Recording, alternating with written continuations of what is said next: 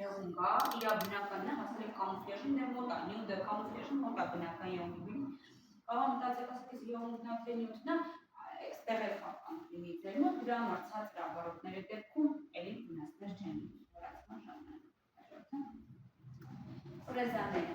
Ես այստեղ անպայման դրել եմ ֆրեզաները, որ դուք իմանաք, որ տեսակ ֆրեզանը առհասարակ ձեզ պետք գալու գծանշանները շատ կարևոր է, որովհետև ցավոք սրտի աղջիկներ ջան, մեր մատնահարդարման վաճառքի խանութներում հիմնականում հաստրոշներով ու կարճ յուբկաներով աղջիկներ են աշխատում, իրանք բացարձակ չեն հասկանում, ու Երևանի մասն են խոսում, բացարձակ չեն հասկանում նյութերից, իրանք պրոստը որպես ծիտ կանգնացրել են, որ ինքը ծախի, բացարձակ ոչ մի բանի չեն հասկանում, եւ դուք իրանցից խորհուրդ մի հատուցեք, իրանք ձեզ տալու են այն ինչ որ իրանց տնօրենը ֆուրով վերել է ու չի կարող ծախի, այդ են տալու, դուք պետք է իրազեկված լինեք, ինչ որ բան առնելու դեպքում, արդյոք իրազես երբևէ պետք կա թե չէ, ինչ որ մեկին լսելով պետք չի առնել, դրա համար պարտադիր հիմա նայեք ինչ եմ ասում, ուրեմն դեղին է, դեղին գծանշանը դա պետք է գալի այն դեպքում, եթե դուք կատարել եք բարակ ծածկույթ, այսինքն կան հաճախորդներ, ձեր հաճախորդների ցանկում, ովքեր ասում են, ոյ հնարավորինս բարակել է, որ մանիկյուրի նման նստի, ես շուտ կգամ, իհարկե խաղում է, շարավատաս, բայց ասում է ես շուտ կգամ, ինձ առանց այդ բազան կամ ելը հաստ դնելու։ Այս դեպքում, եթե դուք իրան կարմիրով հեռացնեք, էլի դերսանշանը վերացնելու։ Հետո ոտնահարդարման ժամանակ մենք բացառապես դեղին գծանշանով, ճիշտ է, ոտնահարդարման դասընթաց չկա, բայց ես ձեզ ասեմ։ Դեղին գծանշանով ենք միայն սնեզյան, որովհետև ոտքերի ուսում ենք շատ բարակ, էլաստիկ ծածկույթ, դաժե դեպքեր կա, որ միայն ակնաֆայբրիկով ենք աշխատում, երեքորնիկում նյութով, այս դեպքում ինքը շատ թափուկ սրություն ունի եւ այս դեպքում ոչ մի տեսակի վնաս չի հասցնի։ Դեղին գծանշանը պետք է ոտնահարդարման ժամանակ, իրարման ժամանակ եւ այս դեպքում եթե շատ բարակ ծածկույթ ունի ձեր հաճախորդը։ Կարմիր գծանշանը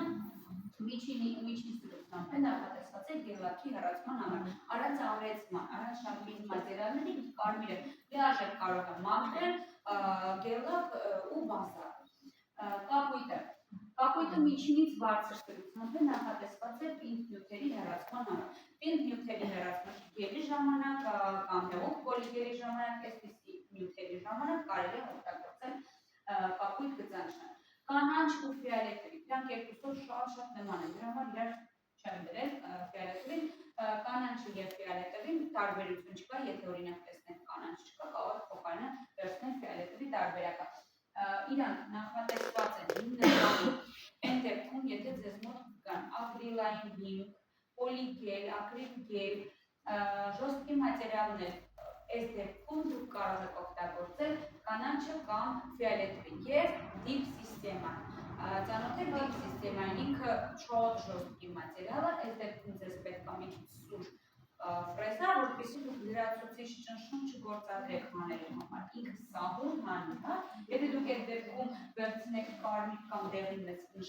գծանշաններ, դուք ինքներդ պետք է սեղմեք, այսինքն դուք պետք է օգնեք, որ ինքը մաքրի, բայց ձեզ պետք չի դա։ Դուք պետք է կարողանաք սահուն կերպով մաքրել առանց ֆրեզայի հավելյալ ճնշման։